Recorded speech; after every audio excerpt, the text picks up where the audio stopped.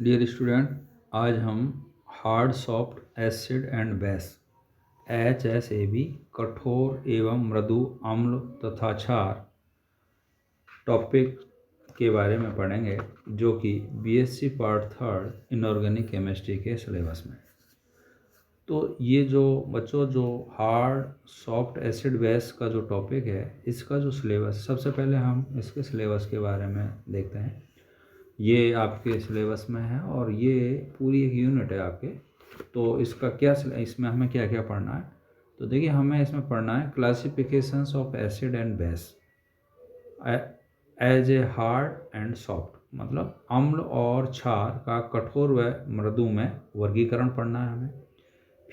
फिर इसी के अंदर हमें पढ़ना पियर्सन का कठोर एवं मृदु अम्ल क्षार सिद्धांत, पियर्सन HSAB कॉन्सेप्ट। इसी टॉपिक के अंदर हमें पढ़ना है acid base strength and hardness and softness, अम्ल क्षार प्रबलता एवं कठोरता तथा मृदुता। फिर इसी टॉपिक के अंदर हमें जो है, इस यूनिट के अंदर हमें पढ़ना है सिम्बायोसिस, सहजीवन, और कठोरता एवं मृदुता का सैद्धांतिक आधार, theoretical basis of hardness and softness. और लास्ट में हमें इस टॉपिक में पढ़ना है विद्युत ऋणता एवं कठोरता एवं मृदुता, electronegativity and hardness and softness. ठीक है, ये इस यूनिट का सिलेबस है।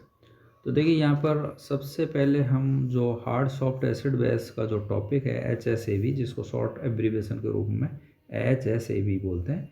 H means hard, S means soft, A means acid और B मीन्स यहाँ पर बेस। तो इसके जो है, इसका इंट्रोडक्शन हम यहाँ पर समझेंगे। देन उसके बाद में इसके जो है कौन से हार्ड है, जो है हार्ड है, कौन सॉफ्ट है, क्या है, पियर्सन की कठोर मृदु अम्ल क्षार कॉन्सेप्ट क्या था, ये सब हम यहाँ पर समझेंगे। तो देखिए इस टॉपिक को पढ़ने से पहले मैं यहाँ पर आपको इस बात को यहाँ पर क्लियर कर देता हूँ कि यहाँ जो hard and soft acid base है, या जो एसिड बेस है, ये वो एसिड बेस नहीं है जो हम, आप इससे कंफ्यूज मत होना, वो एसिड बेस नहीं है जैसे HCl एसिड है, H2SO4 एसिड है, HNO3 एसिड है, बेस जैसे NaOH है, KOH है, अमोनियम हाइड्रोक्साइड, वो एसिड बेस यहाँ पर नहीं है। ये जो एसिड बेस हम यहाँ पर जो ले रहे हैं, कौन एसिड है कौन बेस है, इसमें मेटल्स और यहाँ पर जो है लिगेंड्स है। समझ रहे हो? तो आपके माइंड में ये टू दी पॉइंट यहाँ पर इस बात को यहाँ पर ये आप क्लियर रखें कि वो जो एसिड और बेस हम जो शुरू से पढ़ रहे हैं, वो एसिड बेस यहाँ पर नहीं है। इसके अंदर एसिड बेस में धातु और लिगेंड्स जो हैं वो एसिड बेस के बेस होंगे यहाँ पर। अब कौन सॉफ्ट होगा, कौन हार्ड होगा, कौन बॉर्डरलाइन होगा, ये हम इसमें डिटेल्स पढ़ेंगे। तो सबसे पहले तो हम जो है इसको, ये चीज़ आपके माइंड में यहाँ पर टू दी पॉइंट क्लियर होनी चाहिए कि HCl, HNO3, H2SO4, NaOH, KOH, है ना, CaOH का हॉट ट्वाइस, वो एसिड बेस यहाँ पर नहीं है। वो मैटर यहाँ पर, वो एसिड बेस का जो टॉपिक है उससे इसका कोई कनेक्शन या रिलेशंस नहीं है। अब हम आते हैं इसका इंट्रोडक्शन। देखिए हम ऑलरेडी, आप सेकेंड ईयर से जो है या सीनियर से आप कोऑर्डिनेशन कंपाउंड, कोऑर्डिनेशन केमिस्ट्री के बारे में पढ़ते हैं। उस कोऑर्डिनेशन कंपाउंड के अंदर दो भाग होते हैं, एक तो होता है सेंट्रल मेटल एटम और दूसरा उससे जो जुड़ा होता है वो होता है लिगेंड। तो यहाँ पर मेटल और लिगेंड के कॉम्बिनेशन से कोऑर्डिनेशन बॉन्ड बनता है, तो उस कोऑर्डिनेशन बॉन्ड से यहाँ पर कोऑर्डिनेशन कंपाउंड बनता है। ठीक है, ये आप शुरू से सीनियर में भी पढ़ा आपने, आपने सेकेंड ईयर में भी कोऑर्डिनेशन केमिस्ट्री पढ़ी थी, तो ये पढ़ गए। अब यहाँ पर देखिए, यहाँ पर क्या है कि जो कोऑर्डिनेशन कंपाउंड के अंदर जो मेटल आयन होता है, वो उसकी जो नेचर है वो हमेशा इलेक्ट्रॉन एक्सेप्टर की होती है, इलेक्ट्रॉन ग्राही की होती है। और जो इसमें कोऑर्डिनेशन कंपाउंड के अंदर जो लिगेंड होता है वो इलेक्ट्रॉन लॉन पेयर या इलेक्ट्रॉन डोनर होता है। तो यहाँ पर जो कोऑर्डिनेशन कंपाउंड में जो धातु आयन है जिसकी नेचर है इलेक्ट्रॉन्स एक्सेप्टर, उसको हम अम्ल कहते हैं। और जो लिगेंड्स है जो कि इलेक्ट्रॉन डोनर होता है, उससे हम यहाँ पर क्षार कहते हैं। कहने का मतलब यहाँ पर ये होगा कि कोऑर्डिनेशन कंपाउंड के अंदर जो कि मेटल और लिगेंड के कॉम्बिनेशन से बना होता है, उसमें मेटल एज ए एसिड होगा और जो लिगेंड है एज ए यहाँ पर बेस होगा। तो तो यहाँ पर जो इस टॉपिक के अंदर एसिड और बेस होंगे वो कोऑर्डिनेशन कंपाउंड में मेटल एसिड की तरह व्यवहार करेंगे, और यहाँ पर जो लिगेंड है वो किसकी भांति व्यवहार करेंगे, बेस की भांति व्यवहार करेंगे। ठीक है, जैसे हमने ऑब्जर्व किया है, जैसे Ag+, Hg+2, Pt+2 जैसे भारी धातु जो है आयन है जिनमें बाह्यतम डी कक्षक लगभग क्या होती है, पूर्ण रूप से अवरुद्ध हैं और कुछ लिगेंडों के साथ स्थायी संकुल बनाते हैं, जबकि Al+3 है, Ti+4 है, कोबाल्ट+3 जैसे हल्के आयन जिनके डी कक्षक में इलेक्ट्रॉन या तो बिल्कुल नहीं होते या वो क्या है कम होते हैं या अर्धपूर्ण भरे होते हैं, वो स्थायी संकुल यहाँ पर बनाते हैं। तो ऑरलैंड, चैट और डेविस ने बंधन को वरीयता प्रिफरेंशियल बॉन्डिंग के आधार पर धातु आयनों और लिगेंडों को दो वर्गों में यहाँ पर वर्गीकृत किया गया। नंबर वर्ग ए, क्लास ए, क्षारीय और क्षारीय मृदु धातु आयन जैसे एल्कली और एल्कली मेटल्स होते हैं, Al+3, Si+4 उच्च ऑक्सीकरण अवस्था में प्रथम संकरण श्रेणी फर्स्ट ट्रांजिशन सीरीज के जैसे आयन जैसे Ti+4, Cr+4, Fe+3, CO+3, H+ आदि ये आते हैं क्लास ए में। और दूसरा यहाँ पर जो है क्लास बी है, वर्ग बी है, उसमें copper+, Ag+, Au+, Hg+, Pd+2, Cd+2, Pt+2, Hg+2 जो जैसे निम्न ऑक्सीकरण अवस्था वाले भारी हैवी जो है मेटल आयन्स यहाँ पर आते हैं ना। ठीक है, अब इस उपरोक्त उदाहरणों से स्पष्ट है कि क्लास ए के धातु आयन छोटे आकार के और उच्च आवेश के कारण आसानी से ध्रुवित नहीं होते, जबकि क्लास बी वाले धातु आयन अब उनका बड़ा आकार है, कम धन आवेश के कारण ये आयन आसानी से क्या होते हैं, पोलराइज या ध्रुवित हो जाते हैं।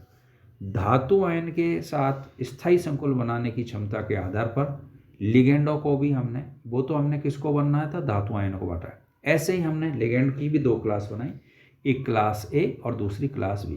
तो ए क्लास के अंदर जो है लिगेंड में F- होता है, H2O होता है, NH3 जैसे लिगेंड और धातु के साथ स्थायी संकुल बनाते हैं, जबकि R3P, R2S, R3P का मतलब फॉस्फीन लिगेंड है, R2S का मतलब थायोईथर है, ये बी क्लास के या बी वर्ग के लिगेंड है, क्योंकि यह वर्ग बी वाले धातुओं के साथ क्या है, ये जो है स्थायी संकुल बनाते हैं।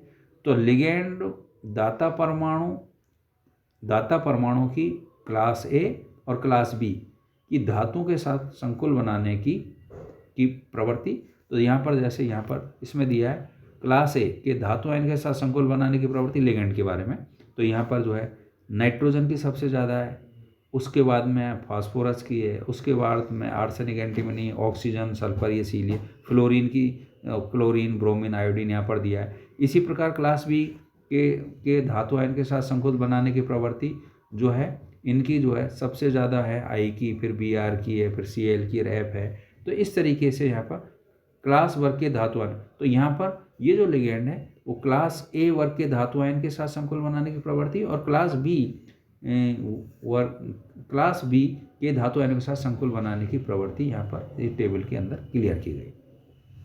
तो जो ये सारणी है, इससे ये सारणी को अगर देखें तो इससे यहाँ पर ये स्पष्ट होता है कि क्लास ए के लिगेंड धातु परमाणुओं जैसे नाइट्रोजन होता है, ऑक्सीजन है, फ्लोरीन में अपने छोटे आकार के कारण वर्ग ए के धातुओं के साथ या क्लास ए के धातुओं के समान ध्रुवित होने की क्षमता कम होती है, जबकि क्लास बी के लिगेंड धातु परमाणुओं जैसे फास्फोरस है, सल्फर है, क्लोरीन में अपने अपेक्षाकृत बड़े आकार के कारण ध्रुवित होने की क्षमता अधिक होती है।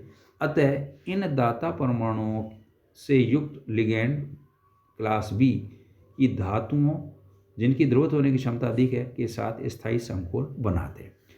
अतः धातु व लिगेंड की उपरोक्त वर्गीकरण सहसंयोजक यौगिकों को स्थायित्व को समझाने में क्या है, सफल रहा। ये जो है कौन सा वर्गीकरण दिया, लिगेंडों का दो वर्गीकरण किया, मेटल का क्लास ए और क्लास बी। ठीक है, ऐसे ही मेटल का जैसे किया वैसे ही लिगेंड्स का किया यहाँ पर। तो ये इनके उपसंयोजक यौगिकों की स्टेबिलिटी को यहाँ पर समझाने में जो है ये काफ़ी सफल रहा है। ठीक है, अब यहाँ पर देखिए, पियरसन नाम का एक साइंटिस्ट था, उसने क्लास ए तथा क्लास बी के लिए दो नए पद यहाँ पर दिए, उसने दो वर्ड यहाँ पर यूज किए, उसने कठोर एंड मृदु का प्रयोग किया। किसने किया था? ये पियरसन नाम के साइंटिस्ट ने। एक हार्ड एंड सॉफ्ट, तो पियरसन ने वर्ग ए के धातु आयनों को हार्ड एसिड कहा और वर्ग बी के धातु आयनों को उसने क्या कहा? सॉफ्ट एसिड से परिभाषित किया। देखिए, हमने इससे ऊपर जो हमने पढ़े वो क्या पढ़े हमने कि धातुओं के दो क्लास पढ़ी, ए और बी। ठीक है, तो पियर्स ए वाले हैं वो कौन से थे वो अपने ऊपर क्लियर किया, बी वाले कौन से थे वो हमने क्लियर किया था। तो जो ए क्लास के जो धातु है उसको पियरसन ने क्या कहा? ए वाले को क्या पियरसन ने क्या कहा? Hard acid. धातु को यहाँ पर एसिड माना है। और बी वाले जो क्लास है उस धातु आयनों को पियरसन ने क्या वर्ड यूज किया उसके लिए? Soft acid. तो कहने का मतलब जो धातु है वो धातु यहाँ पर एसिड है, लेकिन उसमें दो कैटेगरी हो गई, एक हार्ड एंड सॉफ्ट। क्लास ए वाले हार्ड होंगे और क्लास बी वाले यहाँ पर होंगे सॉफ्ट एसिड। ठीक है, इसी प्रकार से लिगेंडों के लिए भी उसने दो वर्ड यूज किए। नाइट्रोजन, ऑक्सीजन, फ्लोरीन दाता परमाणु युक्त क्लास ए के लिगेंड को हम क्या बोलेंगे? पियरसन ने क्या बोला? Hard base. लिगेंड को बेस तो बोलना ही है यहाँ पर। और जो क्लास बी वर्ग के वाले हैं लिगेंड्स हैं, जैसे फास्फोरस है, सल्फर है, जिनमें क्लोरीन ये दाता परमाणु होता है, उसको पियरसन ने बोला सॉफ्ट बेस। तो इस तरीके से यहाँ पर metal acid, ligand, base. Metal acid के दो भाग ये, सॉफ्ट एसिड और हार्ड एसिड। इसी प्रकार से लिगेंड जो बेस है उसके भी दो भाग हुए, hard base and soft base. ये किसने बताया था? पियरसन ने। ठीक है, अब यहाँ पर इस पियरसन ने hard soft acid base concept, जो कि पियरसन का क्या कहते हैं उसको? पियरसन HSAB कॉन्सेप्ट के बारे में हम यहाँ पर एक संकल्पना दी, उसके बारे में यहाँ पर पढ़े।